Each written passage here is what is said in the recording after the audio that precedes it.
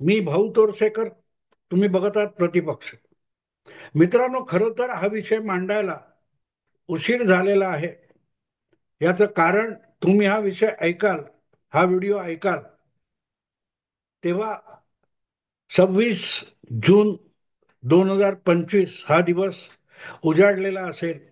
कदाचित दुपार संध्याकाळ झालेली असेल.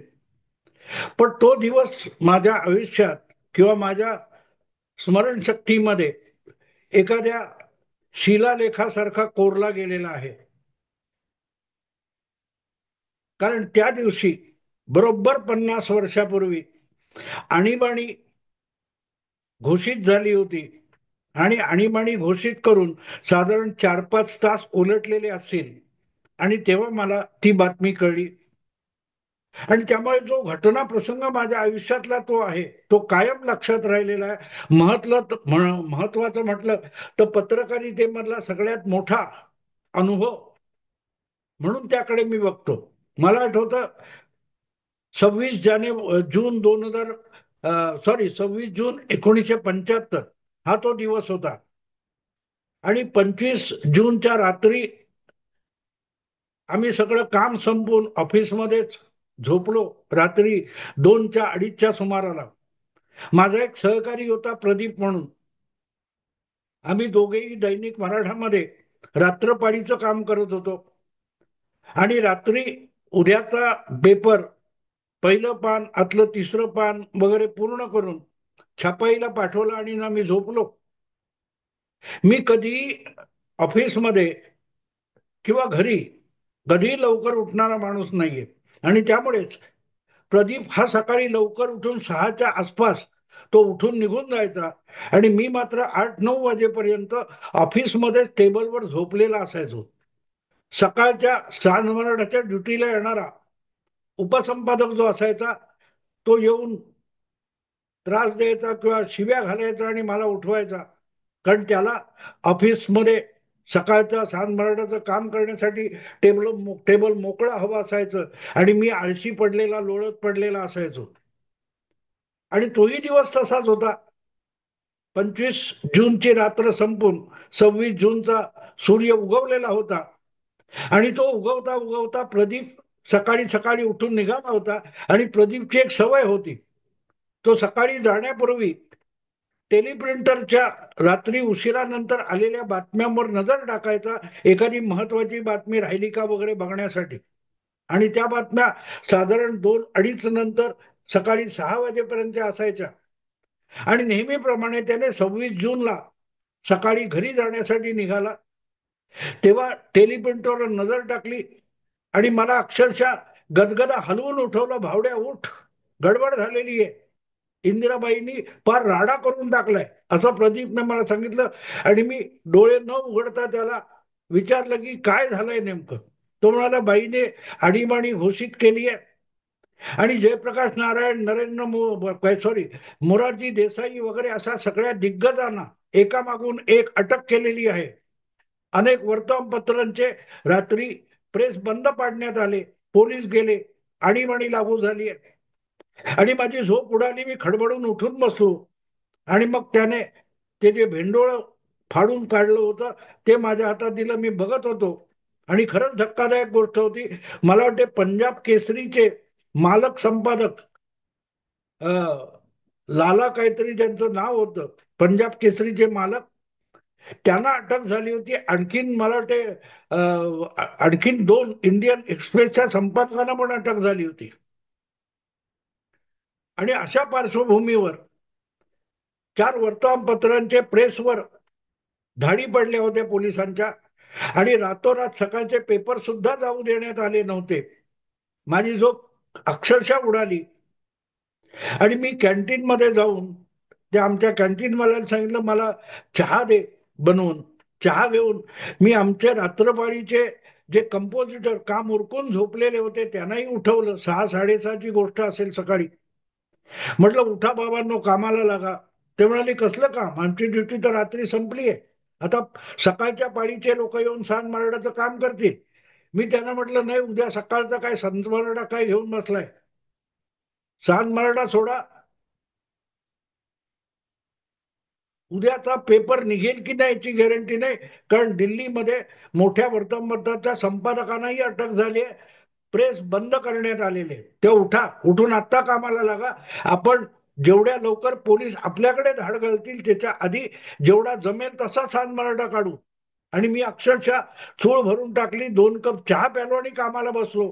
आमचे सगळे कंपोजिटर कामाला बसले आणि फटाफटा आम्ही 7:30 7:45 पर्यंत ज्या काही बातम्या आणीबाणीच्या होत्या त्या लिहून मी काढल्या, त्यांनी कंपोज करायला घेतल्या आणि 8:15 8:30च्या सुमाराला सांज मराठाची टॅबलॉइड आकारातली 4 पानं आम्ही तयार केली आणि ती छापायला पाठवली.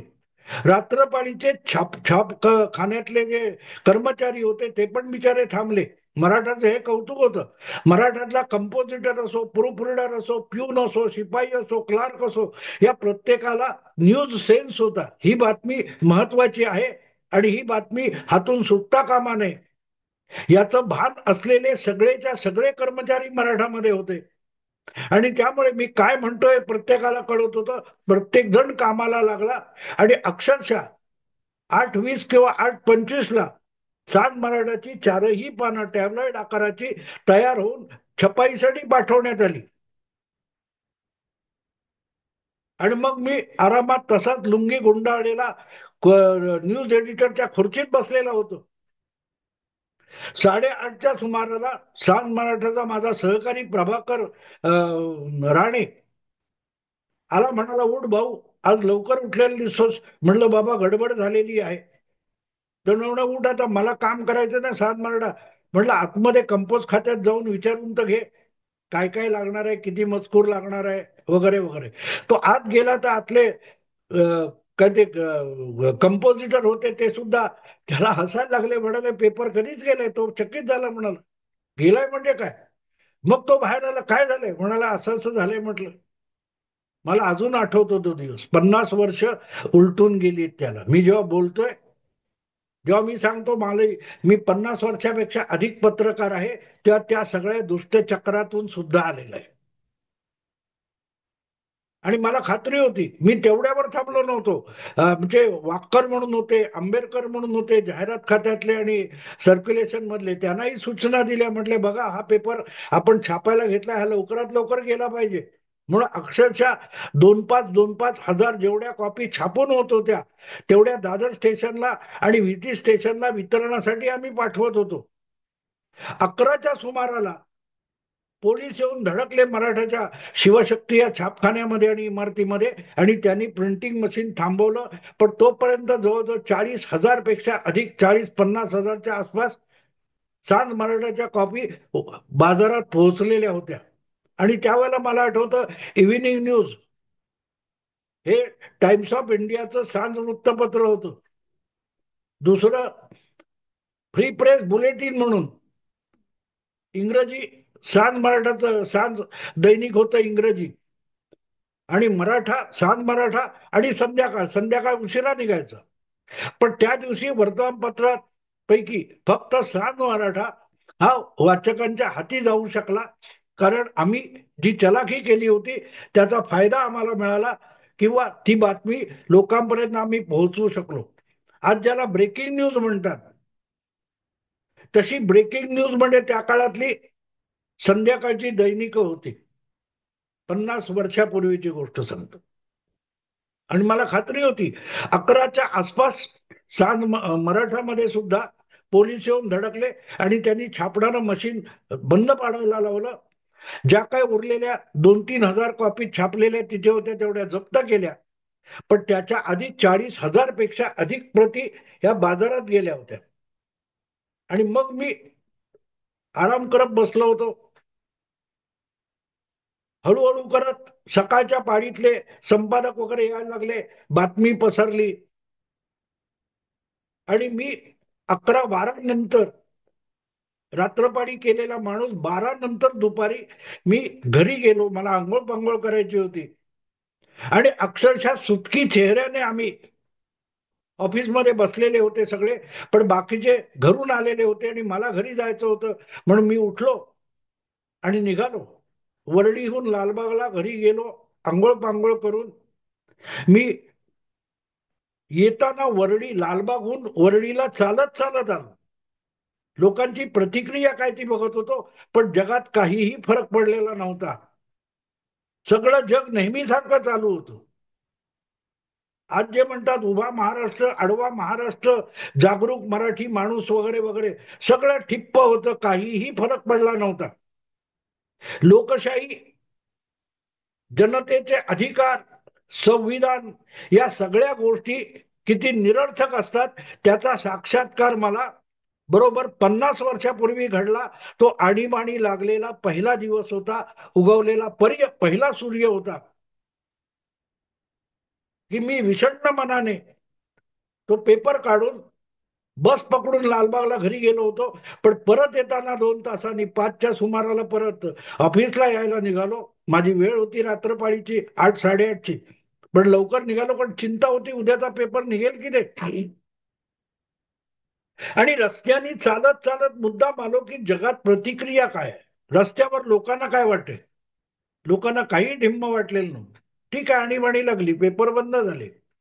विरोधी नेत्यांना अटक करण्यात आली. लोकसभेतले, राज्यसभेतले, विधानसभेतले, वेगवेगळ्या पक्षांचे धडपडणारे संघटनांचे कार्यकर्ते, आंदोलनकर्ते, अशा एकेकाला एकेकाला उचलून बेधडक कुठलाही खटला न चालवता तुरुंगात टाकण्यात आलं होतं. त्यासाठी मिसा नावाचा कायदा वापरण्यात आला होता. Maintenance of internal security act नावाचा कायदा होता, MISA, मिसा.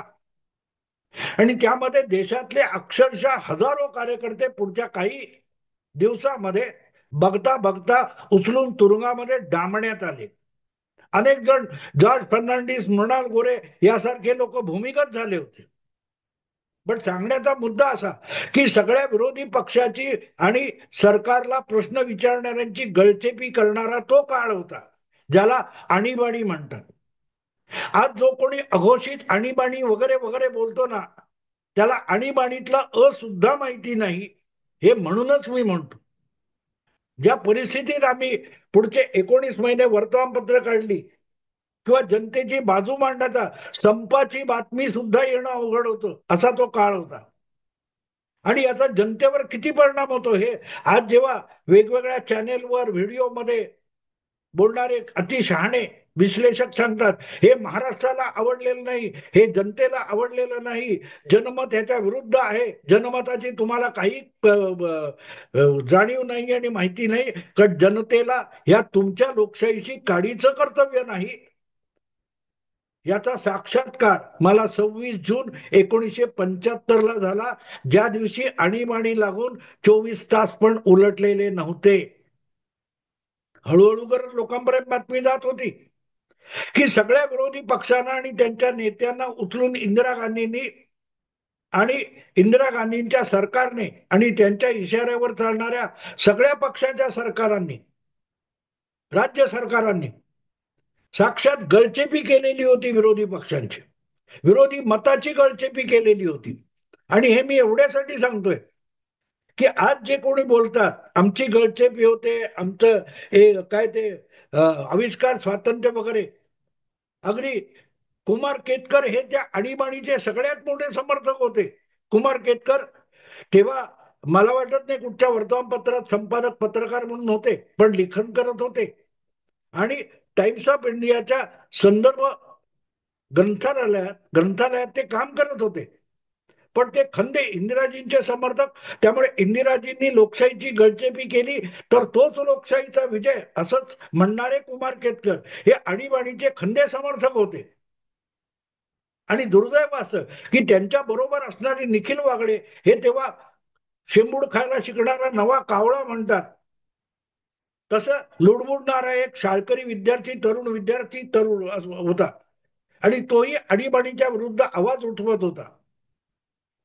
सांगायचा हेतू असा की आज ते सगळे कुमार के सप्तर्षी, तो संविधानावरचा हल्ला नव्हता असा त्यांचा आत्ताचा व्हिडिओ ऐकला मी.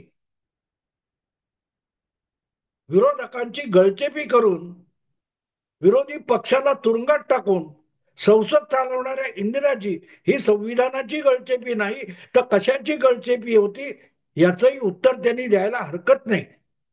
पण उत्तर कुठलं देणार. जेव्हा विचाराने माणसं अंधश्रद्धा होतात, तेव्हा कुठल्याही भुवा भगताने अंधश्रद्धा पसरवण्याची गरज उरत नाही.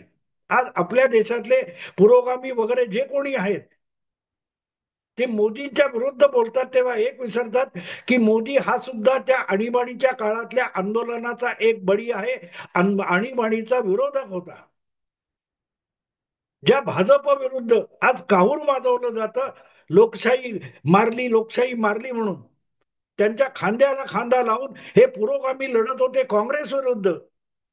आणि त्या काँग्रेसच्या गोटात आणि मांडीवर जाऊन बसलेले आज स्वतःला पुरोगामी म्हणवतात आणि टाहो फोडतात काँग्रेसवाल्यांच्या बरोबरीने सुरात सूर मिसळून, की लोकशाहीची गळचेपी चालू आहे. वैचारिक बाजू जेव्हा पाखंड बनते, थोतांड बनते, तेव्हा अंधश्रद्धेचं राज्य कसं चालू होतं हे तुम्हाला अनुभवायचं असेल तर आजच्या पुरोगाम्यांकडे बघा. ते आणीबाणी लादणाऱ्या पक्षाला वाचवण्यासाठी आणीबाणीत खांद्याला खांदा लढवून लढलेल्यांच्या विरोधात टाहो फोडत असतात. किती विरोधाभास असतो बघा. कारण अंधश्रद्धा ही सामान्य माणसाची, तो बुवा असतो त्याला फसलेले लोक धोपटून तरी काढतात. पण इथे उलट आहे. वैचारिक श्रद्धा जी असते ती अंधश्रद्धेपेक्षाही डेंजरस असते. आणि त्याचा अनुभव आपण घेतोय. ज्यांना ज्यांना आणीबाणीमध्ये चटके बसले त्यात कुमार सप्तर्षी आहेत.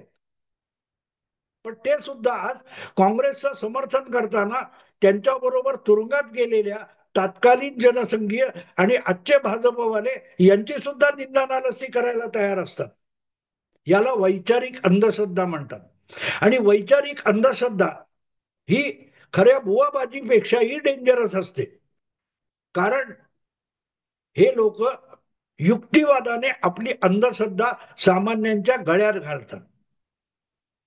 बुवाबाजी करणारा माणूस असतो तो भावनेला हात घालतो.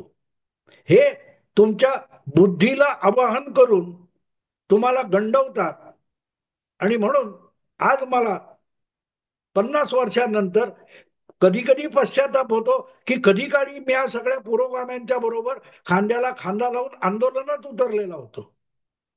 असो, संध्याकाळी 5:30-6च्या सुमाराला, 5च्या सुमाराला कधीतरी मी जेव्हा मराठाच्या ऑफिसमध्ये आलो तेव्हा सगळे सुटके चेहरे करून आमच्या संपादक खात्याचे लोक बसले होते. कळत नव्हतं काय करायचं. तिकडे कंपोजिटर रिकामी बसलेत, कर्मचारी रिकामी बसलेत, संपादक उपसंपादक सगळे पत्रकार रिपोर्टर बसलेले. करायचं काय माहित नव्हतं. कारण टेलिप्रिंटर सुद्धा बंद पडला होता. लक्षात ठेवा. ज्या बातम्या मी पहाटे बघितल्या त्यानंतर पीटीआय आणि UNI या ज्या समाचार भारती वगैरे अशा ज्या वृत्तसंस्था होत्या त्यांच्या टेलिप्रिंटरवर, आज जसं आपण ईमेल म्हणतो तसं त्या टेलिप्रिंटरवर बातम्या यायच्या वृत्तसंस्थांच्या. ते टेलिप्रिंटर सुद्धा बंद केलेले होते, मृतप्राय झालेले होते. पुढची सरकारकडून आदेश आणि गाईडलाईन येईपर्यंत पत्रकारांनी पेपर छापायचा नाही हा सुद्धा घोषणा सरकारकडून करण्यात आली होती. आणि मला आठवतं त्याप्रमाणे साधारण संध्याकाळी 7:15ला टेलिप्रिंटर पीटीआयचा खडखडायला लागला. आणि त्याच्यावर आजपासून म्हणजे 26 जानेवारी 1925 पासून वर्तमानपत्र काढायचं तर कसं काढायचं, त्याच्यात कुठल्या बातम्या घ्यायच्या, कुठल्या घ्यायच्या नाहीत, कुठल्या बातम्या ह्या आक्षेपार्ह आहेत आणि कुठल्या स्वरूपाची माहिती प्रसिद्ध करणं हा गुन्हा आहे वगैरे वगैरे, ह्याची प्रचंड मोठ्या गाईडलाईन सारखी नियमावली पीटीआयच्या टेलिप्रिंटरवर आलेली. 7:10 किंवा 7:15 नंतरची गोष्ट आहे. संध्याकाळी 26 जून 1975. आणि मग माणसं कामाला लागली हळूहळू करत. आणि मला आठवतं दुसऱ्या दिवशी निघालेल्या अनेक वर्तमानपत्रामध्ये ठिकाणी मधले कोरी जागा सोडली होती. कारण बातमी घातली पानामध्ये ती काढता येत नाही. आणि करायचं काय, मग तेवढं ब्लँक करून टाका. आणीबाणी म्हणजे किती भयंकर गळचिपी होती हे आठवूनही अंगावर शहारे येतात. आणि म्हणून जी शेंबडी पोरं रोज अघोषित आणीबाणी माहितीची गळचेपी वगैरे वगैरे बोलतात, त्यांना यातला र ट फ सुद्धा माहिती नाहीये की आणीबाणी किती भयंकर होती. अघोषित सोडा, घोषित आणीबाणी. लालू प्रसाद यांच्या मुलीचं नाव मिसा भारती आहे, याचं कारण लालू प्रसाद तुरुंगात असताना त्यांना ती मुलगी झाली आणि मिसा खाली अटक असलेल्या नवऱ्याची आठवण ठेवून राबडी देवींनी आपल्या मुलीचं नाव मिसा भारती ठेवलं होतं. या सगळ्यातून गेलेले आज जेव्हा विचारांच्या आधारावर आणि पुरोगामित्व म्हणून काँग्रेस बरोबर त्या आणीबाणी लादणाऱ्या, लोकशाही आणि संविधान गुंडाळून ठेवणाऱ्या काँग्रेस बरोबर हातमिळवणी करतात, त्यांच्या तोंडावर थुंकावं कसं ते कळत नाही मित्रांनो. तो दिवस अजूनही ताजा तवा नाही म्हणा, अजूनही ताजा तवा नाही. आणि अक्षरशः मन विषण्ण होतं त्या आठवणीने. आणि त्यामुळे हा व्हिडिओ करायला वेळ लागला. माफ करा. आवडला लाईक करा, शेअर करा आणि प्रतिपक्षाला सबस्क्राईब करा. नमस्कार.